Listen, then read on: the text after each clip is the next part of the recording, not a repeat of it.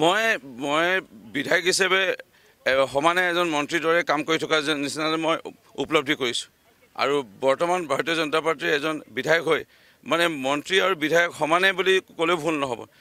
এনেধৰণৰ আমাৰ যিটো সন্মান আজি ডক্টৰ হেমন্ত বিশ্ব শৰ্মা চৰকাৰৰ দিনত আমি পাইছোঁ। মই আজি 4বাৰ বিধায়ক হৈ আছিলোঁ আগতে আৰু মানে কংগ্ৰেছৰ এই সন্মান, এই মৰম বা এই আদৰ বা এনেধৰণৰ উন্নয়নমূলক কামৰ কাৰণে যিটো মানে অসমৰ সম উন্নয়নৰ ক্ষেত্ৰত যিটো এটা গুৰুত্ব আৰু পাব লাগিছিলে বিধায়কসকলে কংগ্ৰেছ দলে নাপালে আৰু যাৰ কাৰণে কংগ্ৰেছ দলটো আজি প্ৰায় লাহে লাহে নিঃশেষ হ'ব ধৰিছে। ভাৰতীয় জনতা পাৰ্টীৰ চিন্তাধাৰাই সুকীয়া আৰু সেই সুকীয়া চিন্তাধাৰাই আজি সুকীয়া এটা পদ্ধতিৰে কাম কৰি গৈ আছে। মোৰ দৃঢ় বিশ্বাস অসমৰ ভাল হ'ব। কমলেশ্বৰ প্ৰকাশ ডাঙৰীয়া এজন খুব বলিষ্ঠ এজন বিধায়ক, খুব জনপ্ৰিয়। তেখেতৰ সমষ্টিত তেখেতৰ সমষ্টিক 108 বুলি তেখেতক কোৱা যায়।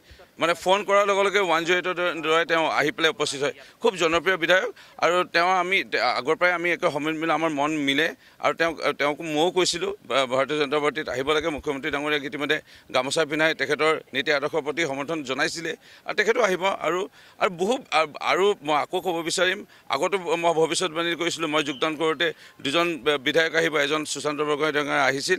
এতিয়া আকৌ ক'ব বিচাৰিছোঁ 1-2জন খুব কমটি সময়তে কংগ্ৰেছ দল ত্যাগ কৰি ভাৰতীয় জনতা পাৰ্টীত যোগদান কৰিব গৈ আছে।